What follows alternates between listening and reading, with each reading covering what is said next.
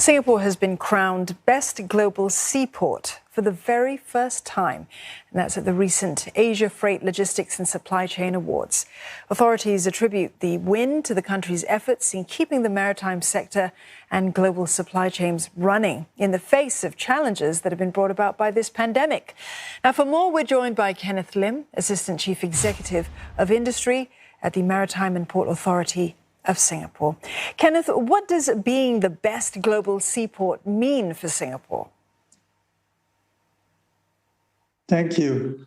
Well, best global seaport is really means a lot to us in terms of affirmation, especially during these pandemic times where the sector, all the players has been working tirelessly for the past 18 months. It gives us this affirmation that the industry trusts in Singapore contributing meaningfully as an enabler for the global supply chain. So I think this is really tribute to all who make our port, our seaport, port that never sleep, which opens 24/7. This include like PSA, they also won the best container terminal award, and also our marine service providers, large and also many SMEs who have actually contributed so much. Tripartite partners in terms of trade association, unions, and also our colleagues in the Port Authority, especially personally for us because this year is our 25th anniversary. And really this award inspired us to continue to put in our best effort to be the global maritime hub and as well as a keynote in the global supply chain. Yeah, Kenneth, Singapore has opened up as a catch-up port to help ease bottlenecks caused by the pandemic. How does that sort of help Singapore as well? Yes, it allows Singapore to really play our role meaningfully as a major container transshipment hub and also a critical node in the global supply chain. Imagine that a captain who is, steering the ships and he's really in some congested ports, he's really meeting delays. What will he be having his mind on to choose as the next port? I suppose he maybe has a consideration of 3 C's. First, the port that he's going to call must have very good connectivity. And Singapore provides excellent connectivity. As you know, we have a connection to 600 ports in 120 countries.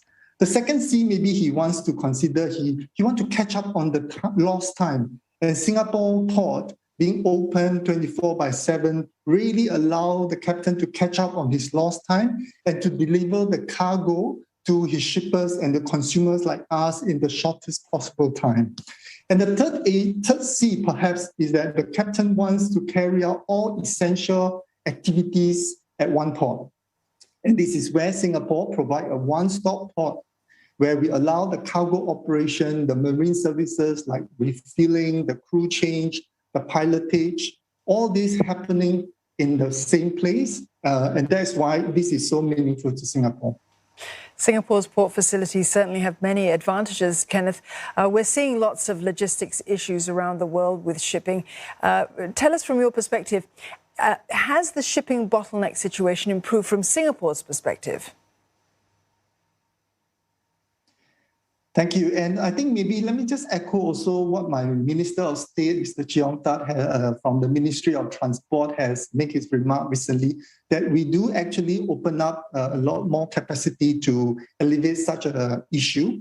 For instance, PSA actually reopened 8 shipping berths. It's like a parking lot for ships at the Keppel terminals, right? And we open up 18,000 ground slots, thereby providing 65,000 containers yard capacity.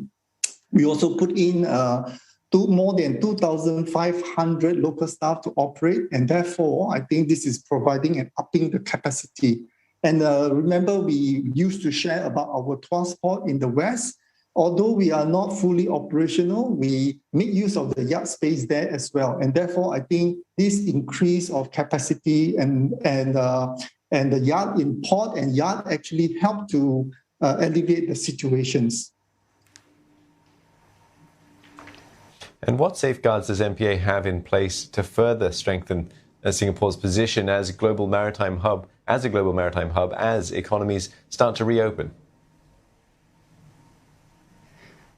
Thank you. I think that's a very good question. I think as we go forward, I think there are two areas. I think maybe one is the safety and health of our port workers remain to be very important. We continue to get our port workers to provide them with vaccination. And because we see the huge impact of such cases in other ports when they are not done right. And we are very thankful that our frontline port workers and seafarers take up the vaccination. And also as we continue to operate the port as a maritime hub and also a good supply chain node, we also must remember that Singapore is also a leading maritime center, an international maritime center, where we have a lot of international shipping lines, shipbrokers, a rich ecosystem in terms of marine tech ecosystem, the venture capitalists, the startup, and many of these are happening here so that we can build up our trust, our transformation of our workers and our talent in this space. So maybe I'll just end off to say that actually for us to move forward and plan ahead, we really need to continue to work hard and to make ourselves reliable, resilient, and also ready for the future in terms of our workforce, in terms of our industry, and as well as our port operations. All right, many thanks for your time this evening. Kenneth Lim, Assistant Chief Executive of Industry at the Maritime and Port Authority of Singapore.